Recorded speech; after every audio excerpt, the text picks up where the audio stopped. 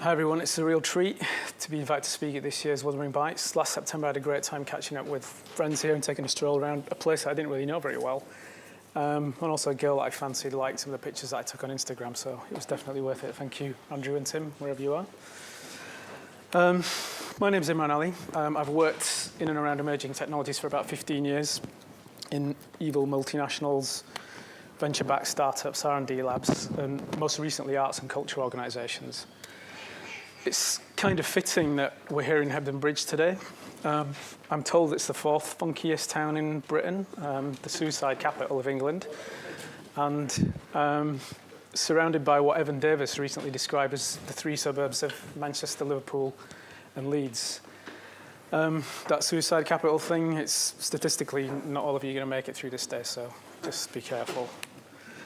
Well, more seriously, we are in the second city of the UK, and that's not Hebden Bridge, but a super city of 15 million people, stretching from Merseyside to Humberside. A quarter of all Britons live along the M62 corridor, or within an hour of the M62. This was the Silicon Valley of the Industrial Revolution, and that's partly what I wanted to talk about today, what the compulsion is that many places have to be the next Silicon Valley. There are 15 silicon somewheres, or siliconias as they're called, across Britain. Other than London's Silicon Roundabout, I'm not sure any of these labels are really taken seriously or have any traction beyond a Wikipedia entry, as you can see at the bottom of the page there. My favourite is the ridiculous Silicon Shore of Leeds, mostly because it was only invoked once in a 2006 article on reviving northern cities, and of course Leeds really didn't have a shore. Personally, I'd like to think that Leeds' old Roman name, Leodis, could be remixed to invoke San Jose and San Francisco, San Leodis. There's been a lot of discussion recently about rebalancing Britain away from a London-centric economy and a culture, and that the great cities of the north can act together to be a platform for that rebalancing. And we've been made promises by various electoral candidates in the last few weeks about HS3 and how a very kind of old world model is potentially going to take us forward. But we kind of know that the North is an important place already. We know our potential and we remember our legacies. As characters in Game of Thrones keep reminding us, the North remembers, or the North will never forget. It's no coincidence that Northerners are the good guys in this TV show, and Southerners are the Machiavellian scoundrels. But back to Leeds' role and identity as an innovation hub in this mix of these northern cities. Oddly, for the third largest city in the country, Leeds lacks a narrative that resonates globally. Manchester's got its mills and industries, latterly football and the Manchester music scene. Sheffield is all about the steel and the forge, or stealing and forgery. I always get confused about that. Manchester's music and football are known the world over, and even my hometown is kind of known for its curry and Bradistan nickname. So what is Leeds? My business partner Linda, who's here today, and we've been working with Leeds City Council on a digital industry strategy. And it's been really clear that the best that local government can come up with is a narrative around a secondary financial hub or a shopping mecca, things that aren't quite as sexy as having Liverpool FC in your backyard or the Stone Roses. But to me as a technologist, Leeds has a storied heritage as a city of innovation and invention that spans both the industrial and the information ages, modestly contributing machines and minds to humanity for many decades. William Gibson once wrote that in cities the past, the present and the future can all be adjacent, and I think Leeds really fulfills that notion. And it's important that those stories of invention are known so that we can follow and learn from the arc of a city's inventiveness and bend it to the kind of future that we want. And it's maybe that notion of Leeds as entangled past, present and future that it's most profound creation and the source of its novelty. So who are those inventors and creators that I've been referring to? Well, first up, the steampunks. The Industrial Revolution saw Leeds at the heart of a constellation of northern ports, mills, and mining towns that powered imperial Britain. In 1767, Joseph Priestley invented carbonated water, later adopted by the Schweppes Company, and later discovered oxygen, encouraged by Benjamin Franklin, one of the founding fathers of the US. Later, John Smeaton, immortalising the Kaiser Chiefs I predict a riot, became the father of civil engineering over the course of 3 decades, being involved in many iconic civil engineering endeavours across Britain. Matthew Murray established a round foundry of one of the first engineering works in the world, exporting textile machinery, steam engines and locomotives across the planet. And maybe perhaps the best known, not a native Leeds individual, but France's French inventor Louis Le Prince, who shot the world's first moving pictures in Leeds, planting the seeds for a new medium.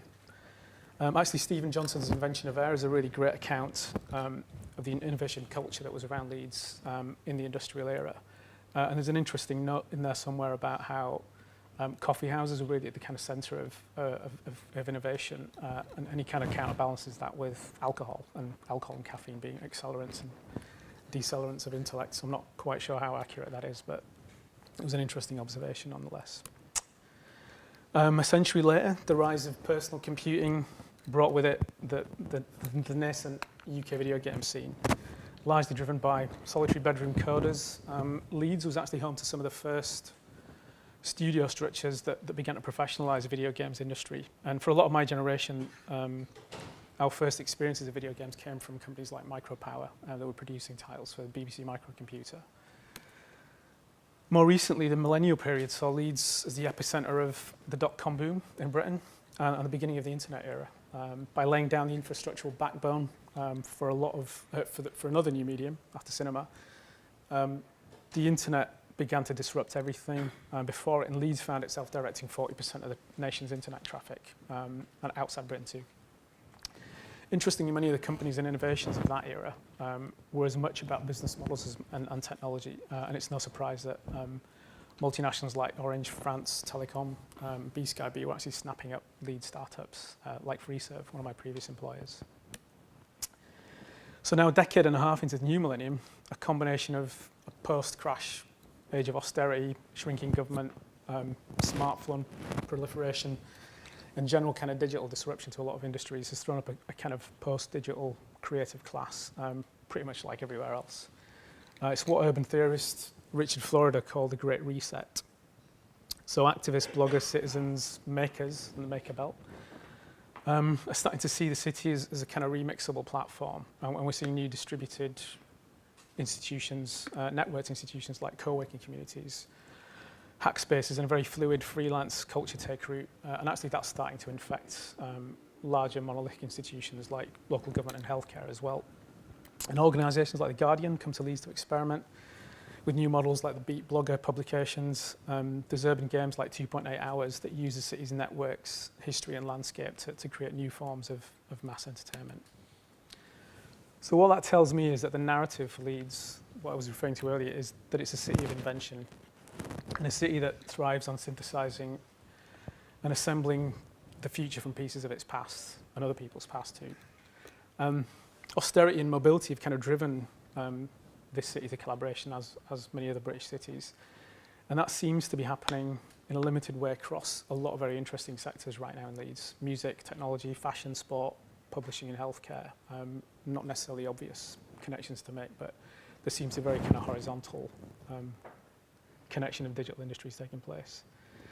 So when Leeds City Council asked us to give them a narrative for their technology policy, this is what we told them, that Leeds is a kind of living lab where innovators come to experiment with a city that's big enough to be interesting and diverse, but small enough to be kind of human scale. And it's a place where invention has happened kind of systematically over the years, but we've not necessarily had a great story to tell very recently. And we're not, I don't know if it's a Yorkshire thing, we're sort of embarrassed about showing off some of our achievements too. So about a year and a half ago, we got the chance to work with the owners of Leeds Dock, the area around the Royal Armouries in Leeds, to turn a weird and sterile neighbourhood on the fringe of the city into a vibrant, creative district. If any of you know that area, you might be kind of chuckling internally that it could ever be sort of vibrant and viable. It's pretty much a ghost town. What a city might look like after you dropped a neutron bomb on it. But we figured this was a chance to kind of codify and embody Leeds' culture and legacy of invention in a neglected part of the city, where actually in the next few years there's going to be galleries, colleges, the HS2 terminal in about 7 or 8 decades by the sounds of it. So we looked to our friends in other industries and wondered if we could create a neutral space for them, a place for the city's burgeoning sports technologists, people driving the Leeds festivals and music scene, emerging street food startups, which is kind of hard to think of as a startup, but there seems to be a lot of that going on at Leeds. Healthcare innovators, grassroots filmmakers, academics, and open data activists. We wanted to create a space to allow all these sectors to collide with each other. So essentially we pitched the idea of a place that was a serendipity engine, enabling creative collisions between disciplines, but also providing structures for seed finance and nurturing entrepreneurs, maybe sparking economic growth and opportunity. And that's what really appealed to the city as a strategy, that by creating an area that systematically creates these collisions, they're actually creating a growth engine for the Leeds City region. So of course that's not really a new idea. I've been greatly influenced by stints at MIT Media Lab, where they've engineered these kind of collisions for decades. And both Linda and I have been following the work of Zappos' Tony Hsieh, who's essentially doing this at a city scale across Las Vegas. I think it was called Project Downtown. But I mean, this narrative felt like the one that Leeds needed to coalesce a technology economy identity around, not Silicon Shore, but a city of hackers and makers and of invention. And we called it Engine Leeds, and that of course suited Leeds' legacy and history as a pioneer of the steam engine age. We plan to house co-working event space, studio facilities, a startup accelerator program. We've been talking to the games industry about game spaces and what their kind of specific needs are for game studios and how they might want to collaborate with industries that they wouldn't normally collide with. Investor lounges for venture capitalists and seed investors, and a dedicated growth space for maturing companies that are moving beyond the startup stage. Sadly, our relationship with the owners broke down, as did their relationship with our sister projects, Factory in Manchester, which is actually based on the old Granada studios. So we're now working with local government to look at a few alternative locations in Leeds. But I think I kind of learned a few lessons in the process of this project, and it's notably about the nature of power and countercultures in the post-digital era. Firstly, we found it too easy to be distracted by physical infrastructure. A lot of the meetings we were in were about physical places and buildings, pipes, copper, infrastructure that could be kind of tangible and known to local government or to property developers. And that did dominate a lot of the discussion when actually the human infrastructure for innovation, the kind of community that we see here today, that's what needed more attention, and we allowed ourselves to be sidetracked by people in power, and we were quite naive about that.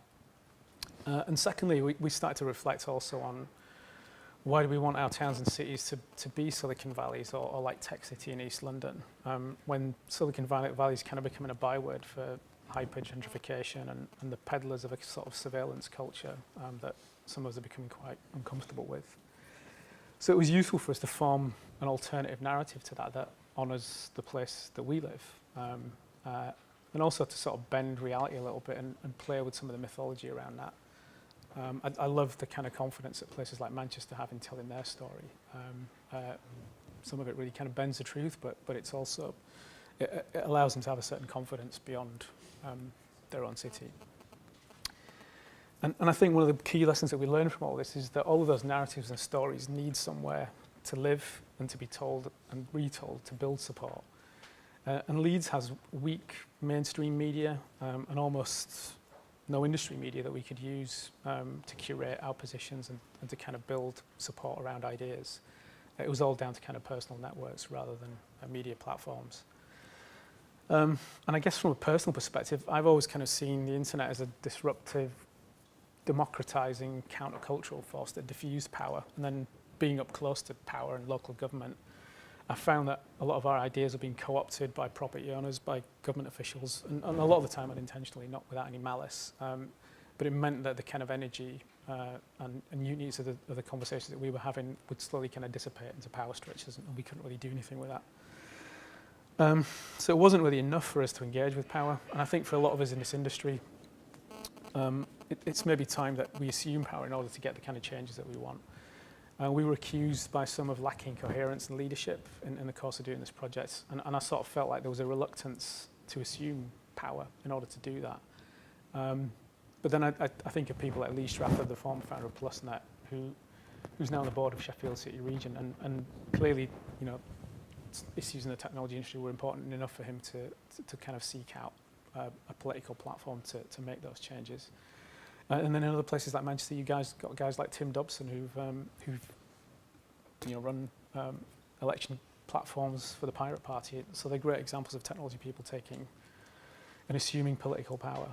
So that's been a kind of whistle-stop tour between what I've jokingly called San Leodis and some of the work we've tried to do to orchestrate and cohere a narrative of why Leeds is a city of invention and why the North has a critical role to play in global innovation. I wasn't quite sure how I wanted to tell this story until this morning, so I thank you all for coming up this morning, and do grab myself a Linda if you'd want to hear more about the project or what we learned and how we can maybe help adapt our learnings to your own places and towns, or whether you want to be involved. Thank you very much.